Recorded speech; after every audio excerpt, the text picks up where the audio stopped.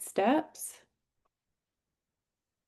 Karen Elfner is a program manager with us here at the Behavior Alliance, and she knows a lot of things about implementation. So she's going to provide some info for us today. Hi, welcome. It's nice to be with my Cohort 1 folks. I've been spending a lot of time with the Cohort 2 group, and it's fun to come in and see all the people I haven't seen in a while. So what I hope to be able to equip you with today is to be able to describe the relationship between fidelity and outcomes, that you would be able to use multiple measures to support implementation fidelity in your role as a coach and supporter of implementation, and then that you would have some idea how to begin to problem solve when implementation and outcomes aren't what you would hope to see. So I'm calling this MTSS data, the roadmap to guide and support implementation. So really, what makes MTSS-B different from other strategies to improve school climate and behavior is the use of data and the strategic use of lots of different types of data. So data are central to everything that you do, from selecting an intervention or framework. Maybe you got selected because of looking at discipline data or something. Determining if you're implementing with fidelity. So are we doing the thing that is the steps of the evidence-based practice, and it'll guide you on implementation. If I know a nice picture of where I'm supposed to be going, it helps me to build to get there. And then identifying if it's been effective. So how do we know if what we've done is making a difference? So this is a model that you may recall having seen in the past. We use this, but it illustrates what I call the implementation model. So you need buy-in, infrastructure, and implementation fidelity in order to see the outcome. So you all are implementing this MTSS-B framework because you want to see something different happen in terms of student outcomes. And what we know is that it requires buy-in. We've talked about buy-in, believe in, as Nicole Holland-Sims calls it. But it's the disposition that's necessary to engage in a shift of resources and action, right? The adults have to be willing to do something different. And then the infrastructure, those are the components that are needed to do something different, the know-how, the time to learn, the documentation to ensure it becomes part of a system and a way of work that would live on. And then implementation fidelity. So the degree to which the staff, again, you keep hearing this word about staff, because it really, in order to change student behavior, we're really trying to change adult behavior. So the degree to which the staff can accurately and consistently deliver those core components based on, so an evidence-based program or practice is only as good as you delivering those consistently and accurately. So you need all three of those components, right, to get those outcomes that you want. So any one of those is missing, the outcome is zero. So what this looks like in Basque land, right? So what does buy-in look like? So we have spent the last year and maybe almost a half working with you to help to develop buy-in. And these are some of the practices and tools that we use in our process to help you achieve that. And then develop the infrastructure, your school team, the professional know-how, the tools to implement the slide decks and manuals and quarterly meetings and that sort of thing, so that you can achieve implementation fidelity. And our framework really focuses both at the school-wide level and then the classroom level in order to achieve the outcomes. So the implementation fidelity tools for our Basque model are depicted here. On the left are the school-wide measures, and on the right are more focused at the classroom level. And for both of those levels, we have self-report and objective reviews. The practice observations are in the guides for each practice if you wondering where those are. And we'll be sharing more about the walkthrough at your DBC Day in December, because that's something we'll be working on soon. So thinking about questions, I always think when I'm thinking about data are valuable and that they help you to answer questions. So if you wanted to know what staff think, which of these measures would help you to identify that? You could just pop them in the chat. Which one of these would help you to know what staff think? Fast staff, you can answer too. You think you know.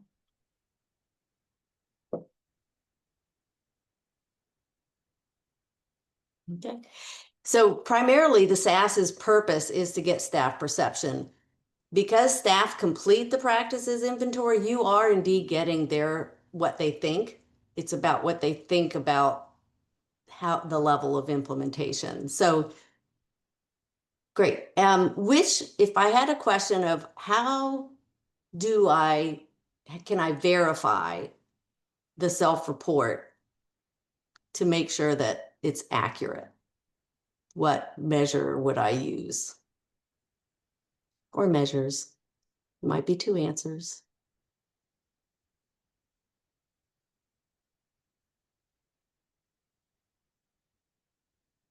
The walkthrough would definitely be an objective review, because and you don't know a lot about it yet, but the walkthrough is actually doing some interviews and direct observations to get some objective review of what they self-report through the TFI and the SAS. So also the practice observations.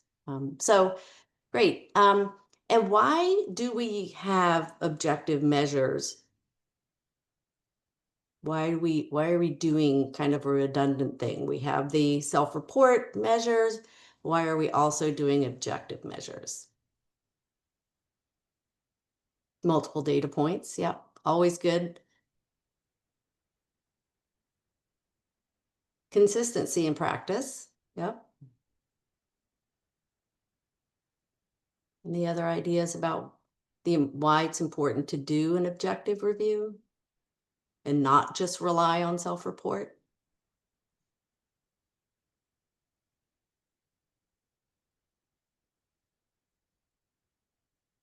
Right, perceptions aren't always accurate. So, and it's not that we're trying to be deceitful. It's generally because, we want to present ourselves in the best possible light, right? We're used to being under evaluation and we want people to think highly of us. So self-report can sometimes get tainted in that way. So we want to, perception isn't always reality. So it is important that we do some checks that we can do on those self-reports. All right, so why so much focus at the classroom level? Well, first of all, students spend most of their day in the classroom, right? So that's where kind of the rubber hits the road, and we need to be spending some time and focus on what's happening there. But we also know through research that the strongest predictor of sustained implementation and outcomes is looking at what's happening in those classroom systems. So it's a very important and critical piece of our school-wide framework is what's happening in the classroom. So just as you need the 3 different components to get the outcomes, you also need good data to effectively monitor student outcomes. So the data that we use to determine what the problem is, if the problem is getting better or worse, is critical. And if that data isn't accurate, then we can't really have confidence in knowing whether the intervention is working. So thinking about your own data systems and discipline data systems, do you think that your current discipline data provides an accurate picture of behavior across your campus? A very clear and accurate picture. So to get your idea about this, I'm I'm going to ask the question, if your school's discipline data were a selfie, would it be crystal clear, a little blurry, or completely out of focus? So in the chat, if you could tell me which your discipline data picture is crystal clear, a little blurry, completely out of focus.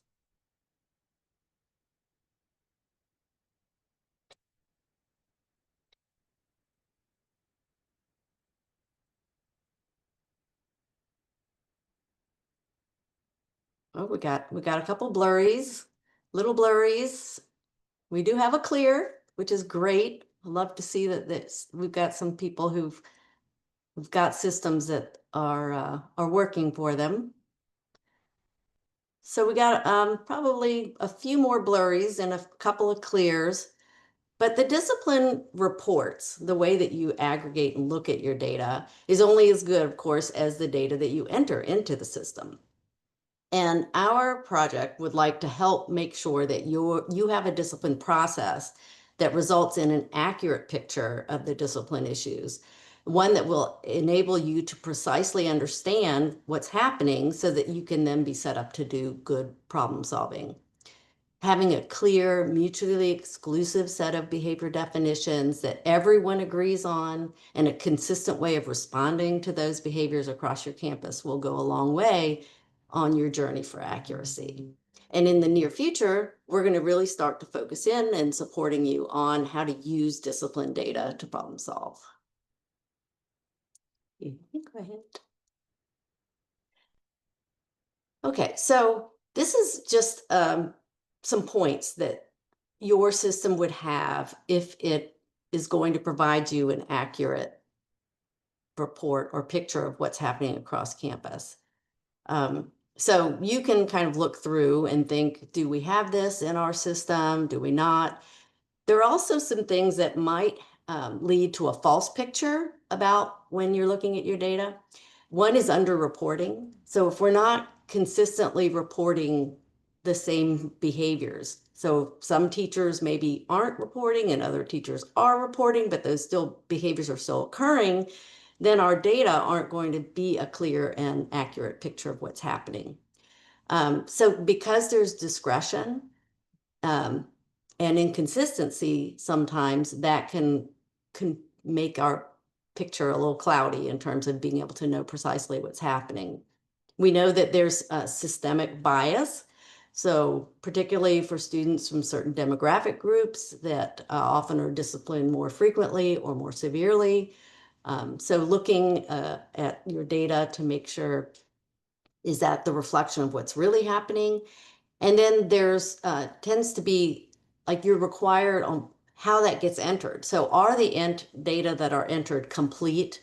And do they provide all the pieces of information that help you to understand, are there errors or missing information? So those are some of the things that you might check on to make sure your data around student behavior is accurate and clear.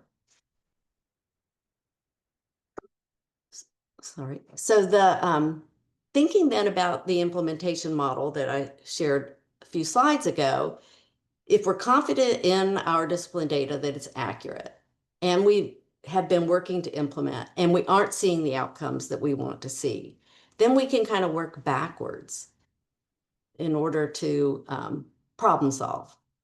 So if you click once, so I'm not seeing the outcomes I want to see, click again. So have I implemented with fidelity? So using things like looking at our TFI, looking at the practices inventory, doing the walkthrough, and maybe our TFI rated high, but when we go and do a walkthrough, we realize nobody knows these norms. So we can't really be doing it effectively.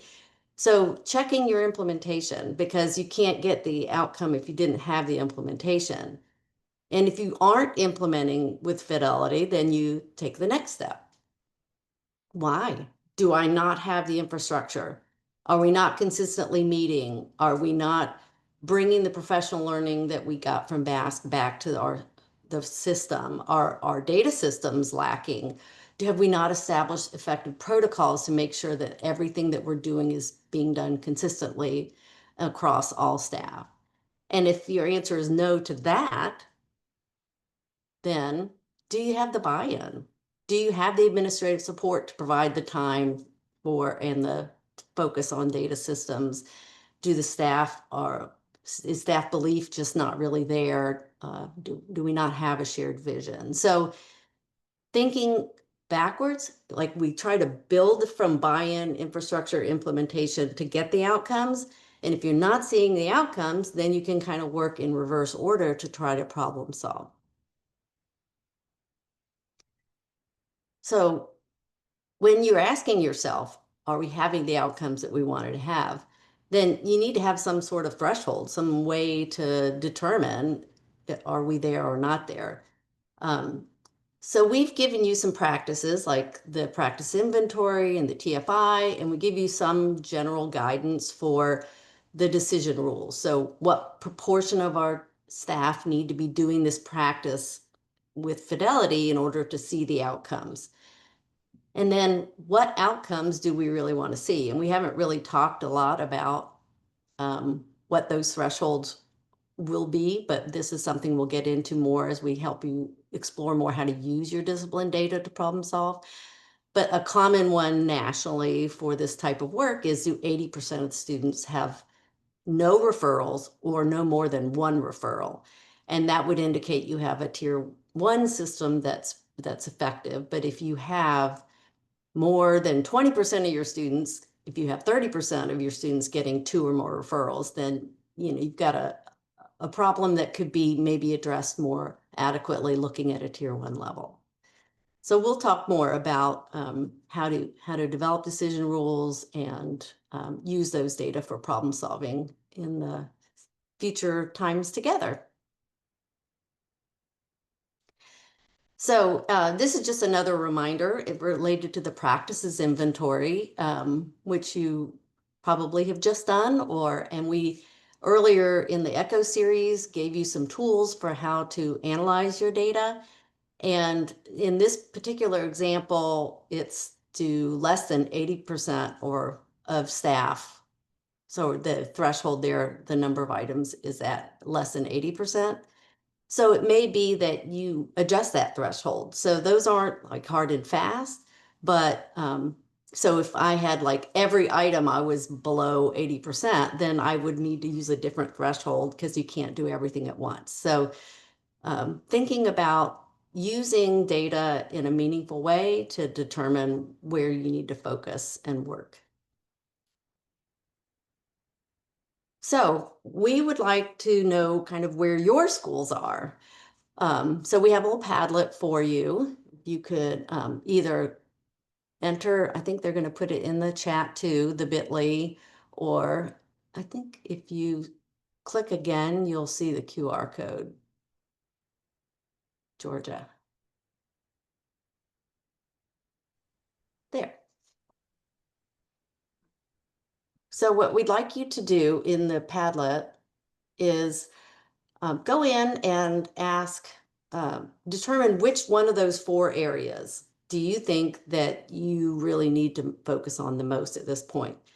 Maybe you feel like your implementation is going well, your infrastructure is set and your buy-in, and you really want to focus on your student data and making sure that your data system is a clear and accurate picture.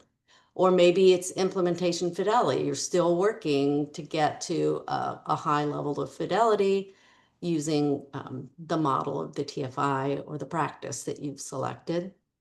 Or maybe there's some infrastructure. Maybe you're still working on time, professional learning with the rest of your staff and that sort of thing. So if you could go into the Padlet, we'd like you to click on one area that you think is the area you need to focus on most, and then select both the general area, but then describe what is it that's happening, either your status, your barriers, your needs, that you feel like you need to address around one of those areas.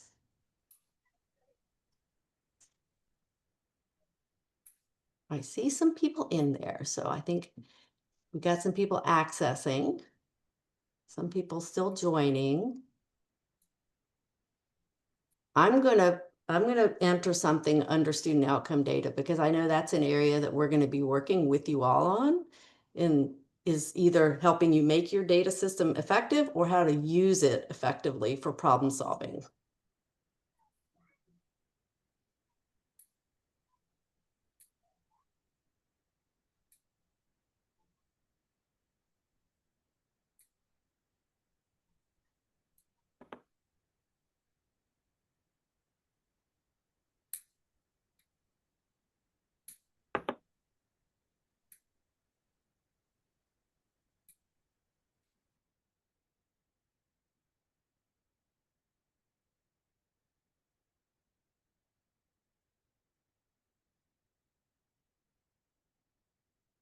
If you click on the little plus sign under the item that you choose, then you can enter some text and publish it. The peaceful centipede would like to decrease minor infractions. So that's a good one. If you need to be tracking the minor infractions to know then if you're decreasing them. So that's not everybody is tracking those. Some people haven't looked at student data yet. Yep, focusing on the other things. So excited that we have that in your near future. Um, need to create the MTSS behavior team in time for behavior meetings for individual students, right? So we haven't really gotten into, we're still working at the whole school level. So once you get that built and working, it's easier to identify which students might need additional support. Turnover. Oh, well, that is going to be, you're kind of going back to the beginning, right? When you get turnover, you got to go back and do the whole buy-in, getting everybody on the same page, time for PD. Are we implementing effectively? Discussing as a district. Yeah. So where schools need support. If you have multiple schools implementing in your district, uh, thinking about across your schools, are there implementation areas that are weak? And then you can use your best staff contact to help support those. Complete the walkthroughs. So excited. Parrot is hopefully going to be excited about those walkthroughs.